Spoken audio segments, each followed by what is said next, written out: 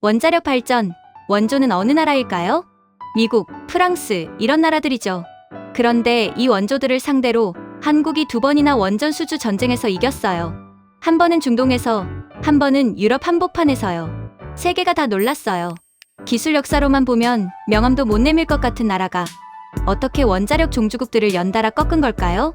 오늘 이유도감, 그 반전의 시작부터 파헤쳐 볼게요. 1970년대 한국의 첫 원전은 처음부터 끝까지 외국 손을 빌려 지어졌어요. 설계도 미국 회사, 시공감독도 외국 기술진. 한국은 그냥 시키는 대로 짓는 나라에 가까웠던 거죠. 기술 자립, 꿈 같은 얘기였어요. 그런데 여기서 한국은 그냥 배우는 데서 멈추지 않아요. 이후 수십 년간 한국은 원전을 계속 지으면서 노하우를 쌓아가요. 특히 두각을 나타낸 부분이 있어요. 바로 공사 기간과 비용이에요. 같은 원전을 지어도 서구 선진국들은 공사가 몇 년씩 지연되고 예산도 눈덩이처럼 불어나는 경우가 흔해요.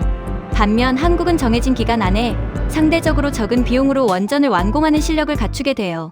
이 실력이 훗날 세계 시장에서 결정적인 무기가 돼요. 2009년 UAE가 대형 원전 사업을 발주해요. 당연히 원자력 종주국인 프랑스가 따낼 거라는 전망이 지배적이었어요. 그런데 결과는 예상을 완전히 뒤엎었어요. 한국이 이 사업을 통째로 따낸 거예요. 프랑스 언론과 업계는 충격에 빠졌고 한국은 단숨에 원전 수출국 대열에 이름을 올려요. 기술을 배우던 나라가 기술 종주국을 상대로 첫 승리를 거둔 순간이었어요. 그런데 이게 우연이 아니었다는 걸 증명하는 사건이 나중에 또 한 번 벌어져요. 한국형 원전 APR-1400은 2019년 미국 원자력규제위원회의 설계 인증을 받아요. 이 인증, 세계에서 가장 까다롭기로 유명해요. 일본도 심지어 프랑스도 이 인증에 도전했다가 기준을 맞추지 못하고 사실상 포기했을 정도예요. 미국 밖에서 개발한 원자로 중 이 인증을 받은 건 한국이 유일해요. 기술을 수입하던 나라가 이제는 원조 국가들도 못 넘는 기준을 통과한 거예요. 시간이 흘러 2024년, 이번엔 유럽 체코가 대형 원전 사업을 발주해요. 여기서도 유력 후보는 원자로 종주국 프랑스였어요. 그런데 결과는 또 한 번 뒤집혀요. 한국이 또 프랑스를 꺾고 사업을 따낸 거예요. 중동에 이어 유럽에서도 원자력 원조 국가를 상대로 승리를 거둔 거죠. 한 번은 우연일 수 있어도 2번은 실력이라는 말, 여기에 딱 맞는 상황이었어요. 지금 한국은 원전 핵심 부품까지 국산화를 거의 다 마치고 해외 기술 의존을 최소화한 독자 노형까지 개발한 상태예요. 정부는 앞으로 여러 기의 원전을 추가로 수출한다는 목표까지 세워두고 있고요.